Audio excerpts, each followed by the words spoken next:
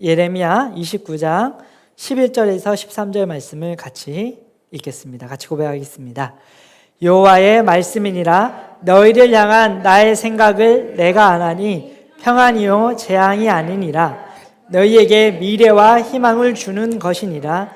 너희가 내게 부르짖으며 내게 와서 기도하면 내가 너희들의 기도를 들을 것이요 너희가 온 마음으로 나를 구하면 나를 찾을 것이요 나를 만나리라. 아멘.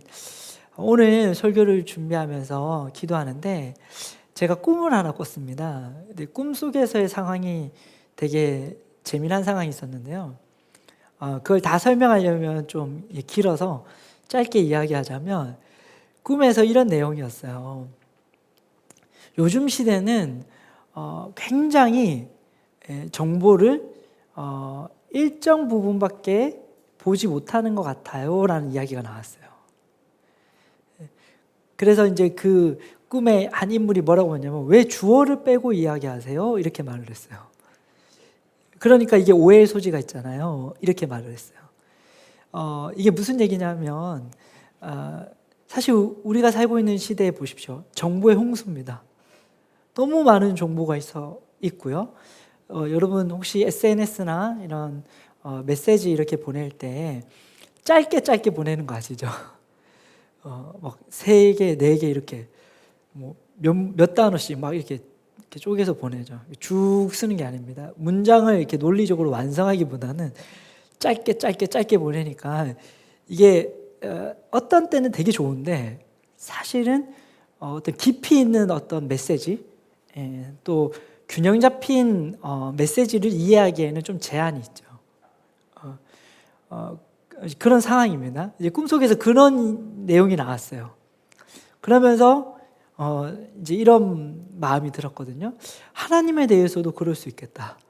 하나님에 대해서도 이렇게 어떻게 듬성듬성 알고 이렇게 하나님에 대한 어떤 계시들이 부분이 나오면 오해가 될 수 있겠다라는 생각을 했습니다. 그러면서 오늘 말씀이 이게 생각이 났는데요. 하나님께서는 하나님이 어떠한 분이신지를 창세기부터 계시록까지 이렇게 쭉 써주시면서 아주 균형 잡히고 아주 종합적으로 우리에게 자신을 나타내 주셨습니다. 그리고 특별히 정말 이건 오해하면 안 된다라고 말하면서 몇 가지 이제 성경 구절에서는 이것은 명백한 하나님의 생각이다라고 이렇게 말해 주셨죠. 그 중에 하나가 이 예레미야 29장 11절에서 13절입니다. 이것이 나의 생각이다. 또 서신서에 보면 이게 있습니다.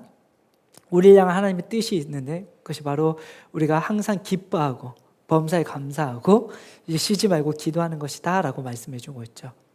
이렇게 강조하고 있는 부분은 우리가 주목해서 봐야 되는 것일 줄 믿습니다.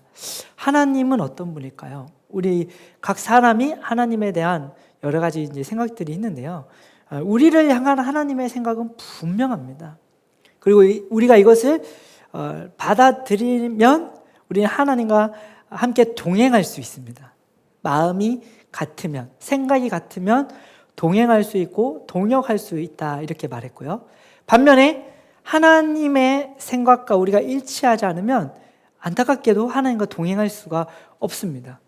그래서 우리가 하나님의 생각과 함께 우리의 생각을 동일시시키는 게 굉장히 우리에게 중요합니다. 그래서 오늘은 이 예레미야 말씀을 통해서 우리를 향한 하나님의 생각이 무엇이고 우리가 그 생각에 집중해야 된다는 것에 대해서 함께 나누고자 합니다. 하나님은 우리에게 분명히 알려주고 계십니다. 생각에 출처가 있다는 것을 알려주고 계시죠. 네. 생각은 전쟁터입니다. 그래서 우리가 우리의 생각에 마귀가 하는 생각을 받아들이느냐 하나님이 우리에게 주는 생각을 받아들이느냐가 결국에 우리의 인생을 결정짓게 되는 것이죠. 성공한 사람들과 실패한 사람들을 이렇게 보면 공통점과 차이점이 있는데요. 확실하게 말할 수 있는 게 있습니다. 성공한 사람들 중에 가난했던 사람들은 엄청나게 많습니다. 부모님이 가난했고 또 내가 어릴 때 가난했던 사람들 많습니다. 그리고 또 반대로 실패한 사람들은 그러면 다 그러면 어릴 때 안 좋은 환경에서 실패했냐? 아닌 경우도 많습니다. 굉장히 이제 부잣집에서 태어나서 살았는데 실패하는 경우 많습니다. 그러니까는 과거에 내가 잘 살았던지 못 살았던지 그거는 나의 미래를 결정하는 요소가 사실상 아니라는 거예요. 성공과 실패는 그 사람이 어떤 정보를 받아들이느냐에 달려 있습니다. 그리고 또 그 사람이 어떤 선택을 하느냐에 달려 있다는 것이죠. 그래서 주님께서는 우리에게 계속해서 말합니다. 너희를 향한 나의 생각이 있는데 너희가 어떠한 절망 가운데 있든 어떠한 어려움 가운데 있든 나의 생각은 분명하다. 그것은 바로 너에게 평안을 주는 것이다. 그리고 너에게 미래의 희망을 주는 것이다 라고 말하고 있는 줄 믿습니다. 우리 중에 정말 이 이스라엘 백성들, 이 예레미야서에 나오는 이스라엘 백성들만큼의 어려움을 겪는 사람은 없습니다. 정말 민족 전체가 약탈을 당했고요. 노예가 되었습니다. 이거는 그냥 뭐 돈이 없는 정도의 수준이 아닙니다. 말 그대로 노예입니다. 이런 어려운 상황 가운데 있는 이스라엘 백성들에게 주님께서 하는 말이에요. 나는 너희들에게 평안을 주고 싶고 평안이 너희에게 임할 수 있다는 것이죠. 그 상황 속에서도. 그리고 너희 미래는 찬란할 것이다. 이것이 바로 이스라엘 백성들에게 주는 메시지고 오늘날 우리에게 주시는 하나님의 메시지인 줄 믿습니다. 그리고 우리가 이 생각을 받아들일 때 우리는 승리를 경험할 수 있을 줄 믿습니다. 제가 오늘 설교를 준비하면서 제가 여러 목사님들이 떠올랐어요. 그리고 정말 놀라운 공통점을 발견했습니다. 정말 제가 존경하는 모든 목사님들은 다 이 상황을 동일하게 경험했고 동일한 원리를 따라서 승리했다는 것을 공통되게 발견했고요. 저희 부부도 이 상황을 동일하게 경험했습니다. 그 상황은 뭐냐면 절망적이고 좌절이 될 수밖에 없는 상황을 하나님의 말씀으로 긍정적으로 이겨내는 경험을 모두 다 했다는 겁니다. 특별히 제가 오늘 좀 나누고자 하는 분이 계십니다. 분당 우리 교회에 이찬수 목사님, 우리가 너무 존경하죠. 정말 지금 많은 그리스도인들에게 정말 선한 영향력을 끼치고 계시고 특별히 정말 하나님을 향한 열정과 그리고 본이 되는 그리스도인의 삶을 추구하시는 정말 훌륭한 목회자이십니다. 지금 분당 우리 교회가 지금 이제 20주년을 앞두고 있거든요. 2002년도에 개척하셨더라고요. 참 짧은 시간에 정말 많은 사람들에게 정말 좋은 영향력을 끼친 교회고 목사님이시죠. 근데 이렇게 훌륭한 목사님, 이렇게 탁월한 교회가 첫 시작은 어땠는지 아십니까? 이창수 목사님께서 정말 개척할 때 본인이 얼마나 절망적이었는지, 얼마나 고통스러웠는지를 설교 중에 간증하신 적이 있으세요. 2002년도였습니다. 이제 이찬수 목사님께서 사랑의 교회에 이제 중고등부 담당 목회자셨던 거는 대부분 다 아시나요? 옥하는 목사님의 이제 제자셨죠. 그곳에서 이제 많은 시간 훈련을 받으셨는데 이 대형 교회에서 이렇게 성도들과 함께 생활하는 것보다 본인은 좀 작은 교회에서 이렇게 사람들과 좀 소통하면서 함께 예배를 드리고 신앙생활을 하고 싶다는 마음이 생기셨대요. 그래가지고 한 30명 정도 되는 분들과 함께 교회를 개척하려고 했는데 그때 옥하는 목사님께서 축복해 주시면서 내가 그 교회가 잘 개척될 수 있도록 충분히 지원을 해줄 테니까 한번 잘 해봐라 이렇게 하셨답니다. 그래서 이제 옥하는 목사님의 전폭적인 지원을 받아서 이제 개척을 하려고 했고요. 그때 이제 마음에 이런 마음이 있었대요. 이렇게 좀 소수로 했으면 좋겠다. 그러니까 사람들이 많이 안 와야 될 테니까 일부러 좀 불편한 곳에서 개척을 하자. 그래서 엘리베이터가 없는 이제 4층 건물에 예배당을 얻으려고 하셨답니다. 그러니까 4층까지 걸어오는 게 힘드니까 웬만한 사람들은 안 오겠지라는 생각을 했대요. 그리고 이제 그곳에 개척을 하려고 하고 계약을 했습니다. 이제 돈을 찾아서 잔금을 치르면 되는데 갑자기 이제 전화가 한 통 왔어요. 전화를 받았습니다.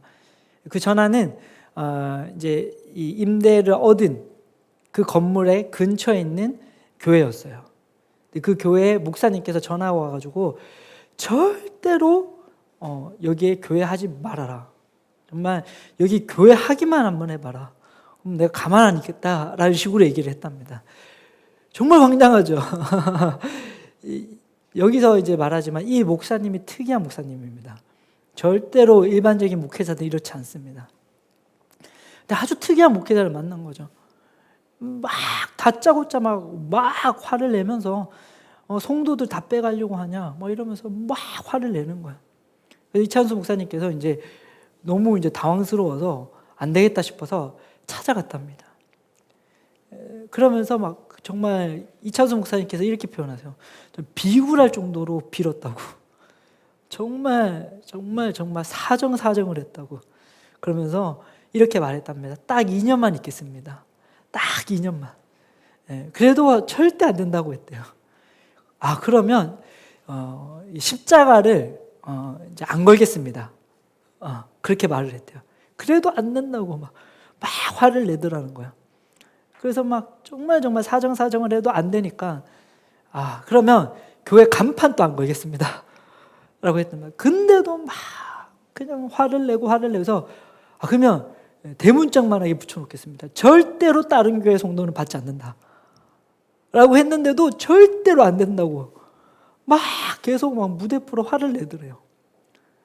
그래서 막 너무너무 자존심이 상하고 막 화가 나고 막 정말 같이 싸우고도 싶고 그런 상황에서 부동산에 전화해서 하루만 기한을 달라고 하고 집에 들어가서 이제 기도를 하시는데 너무 서럽더래요. 너무 서럽고 막 화가 나고 막 실패에 대한 두려움이 막 몰려오더래요.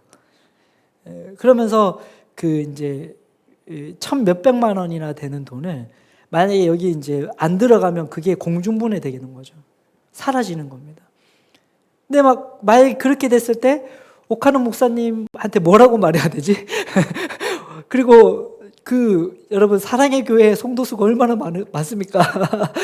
거의 다 할 거 아닙니까? 이런 사건이 생기면 얼마나 많은 사람들이 나를 생각할까?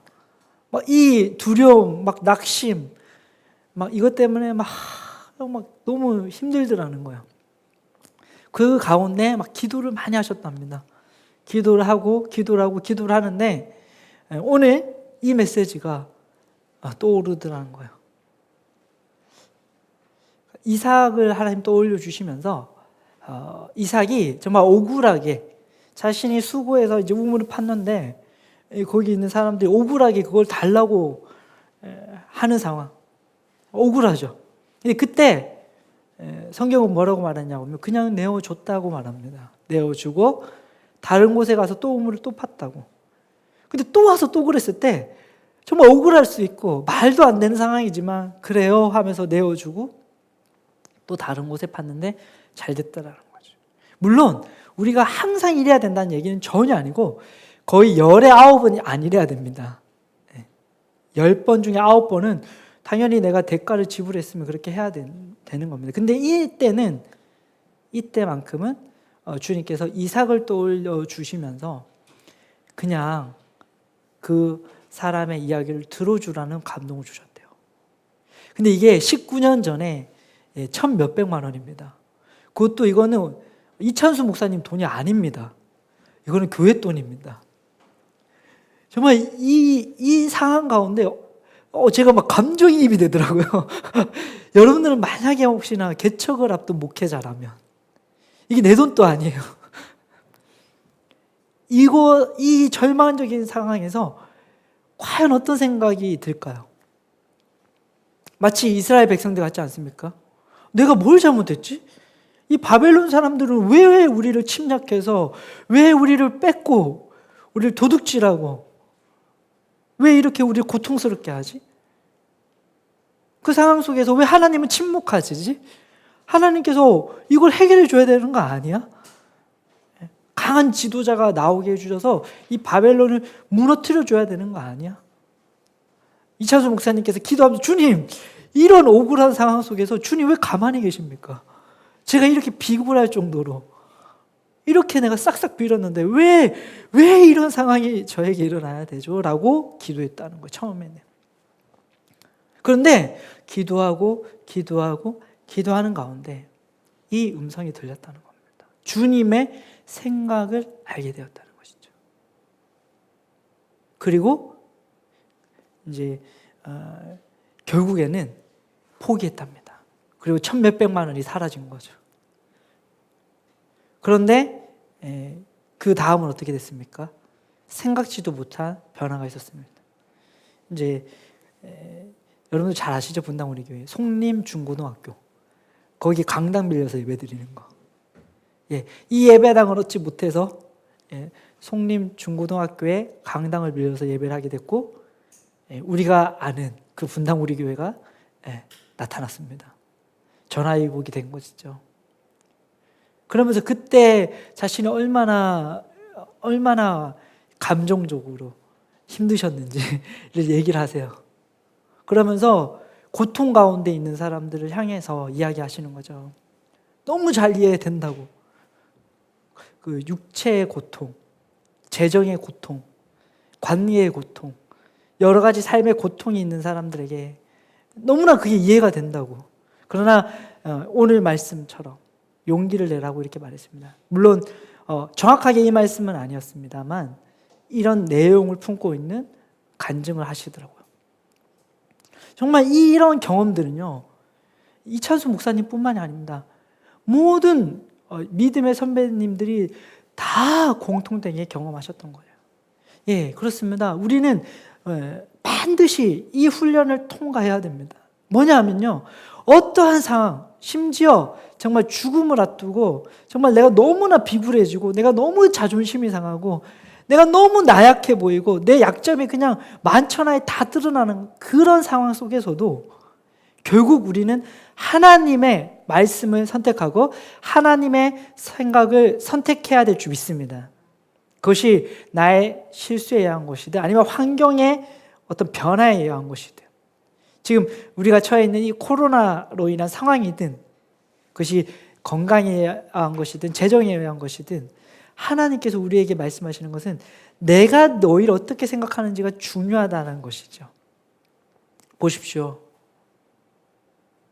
때로는 우리에게 마귀가 정말 우리에게 소중한 사람들, 내지는 우리가 신뢰하는 사람들을 통해서도 하나님의 말씀과는 반대되는 생각을 넣으려고 합니다. 이찬수 목사님에게 그렇게 고통이 된 사람이 누구라고요? 목회자라는 거예요. 목회자도 그럴 수 있다는 거예요. 왜? 사람이니까 실수할 수 있잖아요. 그리고 때로는 그게 나의 육신의 부모님일 수도 있어요. 또 남편과 아내일 수도 있어요. 때로는 자녀가 부모를 그렇게 할 수도 있어요. 내 친구들이 그럴 수도 있어요. 여러 가지, 우리의 인생에 있는 여러 가지 통로들이 하나님의 말씀과는 다른 생각들을 내게 넣으려고 할 수 있다는 거죠. 너는 실패자야. 너는 앞으로 잘 될 수가 없어. 너 이러다가 잘못될 거야 라는 생각을 계속해서 넣으려고 시도하고 있다는 겁니다. 우리가 한 주간의 삶을 돌아보면서 혹여나 그런 생각들에 노출된 적이 있는지 한번 돌아보십시오. 하나님께서는요, 우리에게 계속해서 말씀하십니다. 그런 생각에 절대 지지 말아라.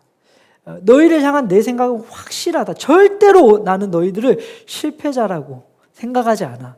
절대로 너희 미래에 대해서 어떠한 낙담이나 어떠한 좌절도 계획해 두지 않았어라고 말하고 있고요. 우리는 반드시 위로만 가고 앞으로만 가게 세팅되어 있는 줄 믿습니다. 결코 어떠한 부정적인 생각도 받아들이지 마십시오. 그 어떠한 사람들의 말이 우리에 대해서 낙심을 일으키는 말일지라도 결탄코 우리가 그것과 싸워서 이겨내야 될 줄 믿습니다. 그런데 이것이 정말 너무나도 간단하고 너무나도 단순한 원리지만 이것이 너무너무 안 돼요. 이게 너무 쉽잖아요. 얼마나 쉽습니까? 생각으로 긍정적인 생각을 하면 돼. 이렇게 쉬운 게 어디 있습니까, 세상에.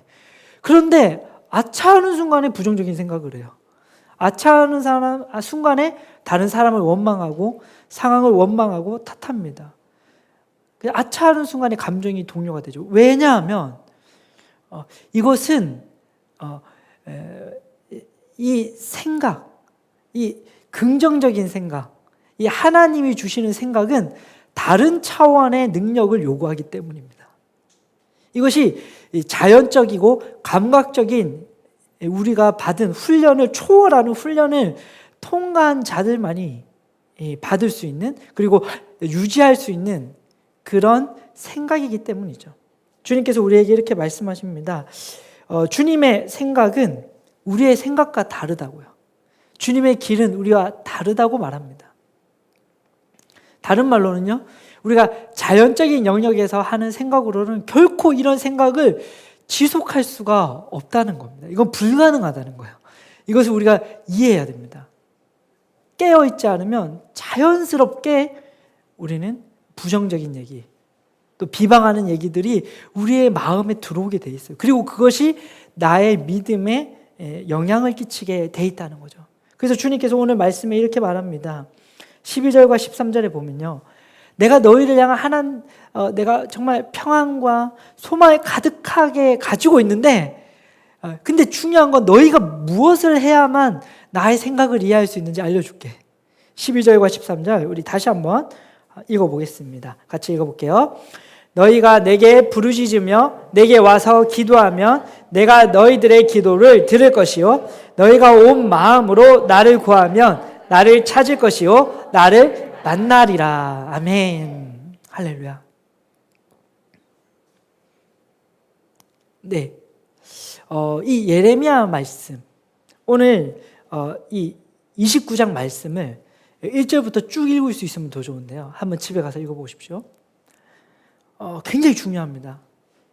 굉장히 중요합니다. 이 당시에 이스라엘 백성들에게 거짓 선지자들이 나타나요. 그리고 거짓된 메시지가 나타납니다. 8절에서 10절에 보면요, 이거예요.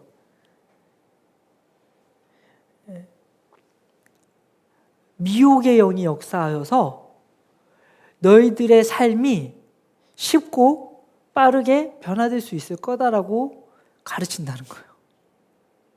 너희가 빨리 이스라엘로 돌아갈 수 있을 것이다.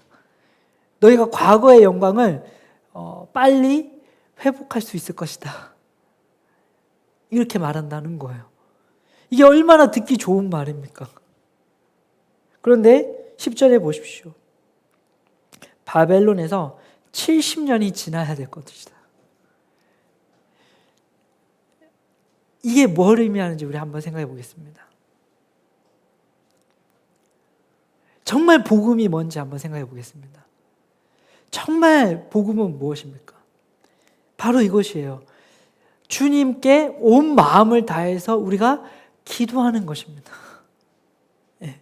믿음의 말씀을 안다고 해서 우리가 게으르게 행동해도 된다, 그런 거 전혀 아닙니다.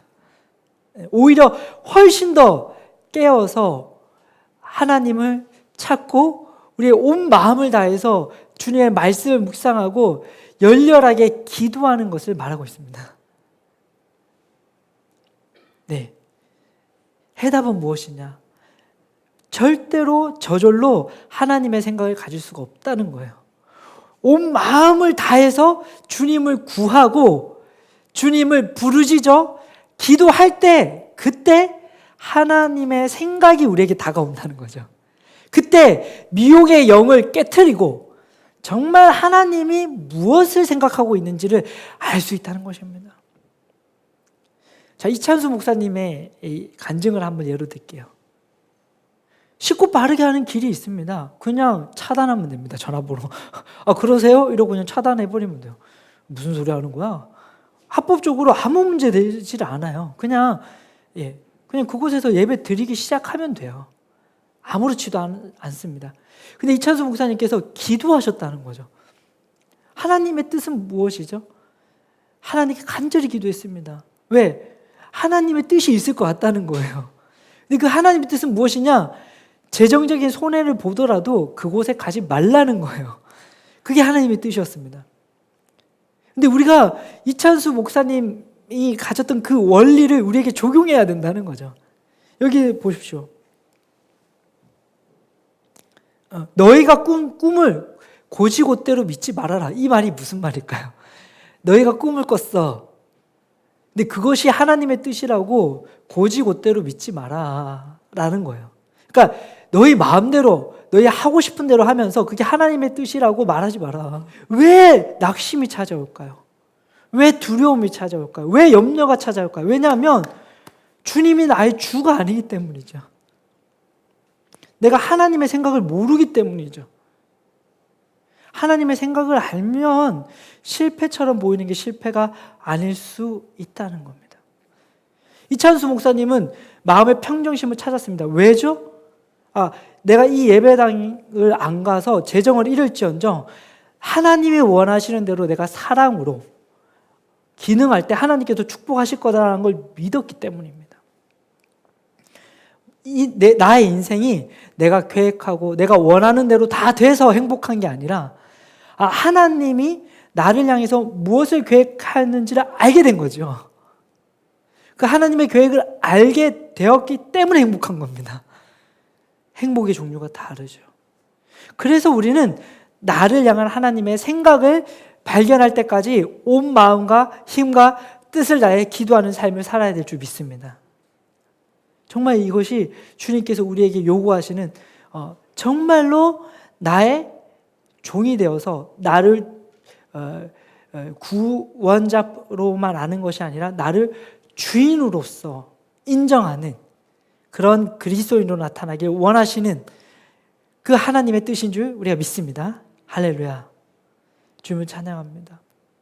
지금 여러분 우리가 있는 지금 이 시대를 한번 보십시오. 이 바벨론의 포로가 되었을 때 많은 사람들이 신앙을 떠났습니다. 왜 떠났을까요? 하나님이 내가 원하는 하나님이 아니에요. 내 삶이 내가 원하는 대로 안 돼. 그리고 어디 들어가서 예배를 드릴 장소도 없어요. 제사장도 없어요. 그냥 내가 알아서 신앙생활을 해야 되는 상황이에요. 그러면서 그냥 내가 옳다는 대로 믿기 시작합니다. 내가 하고 싶은 대로 하기 시작합니다. 그렇게 5년, 10년이 지나면서 완전히 이제 그게 완전히 사사시대 같은 시대가 돼버리는 거죠. 근데 그 결말은 어떻습니까? 그 결말은 결국 좌절입니다. 낙심입니다. 평강이 깨지는 겁니다. 그러나 이때 정말 주님께서 예레미야를 통해서 말씀을 선포하시는 겁니다. 나의 생각을 발견하면 그 어떠한 상황 가운데서도 승리하는 삶을 살 수 있다. 그 어떠한 상황 가운데서도 너희가 초자연적인 평강을 누릴 수가 있다.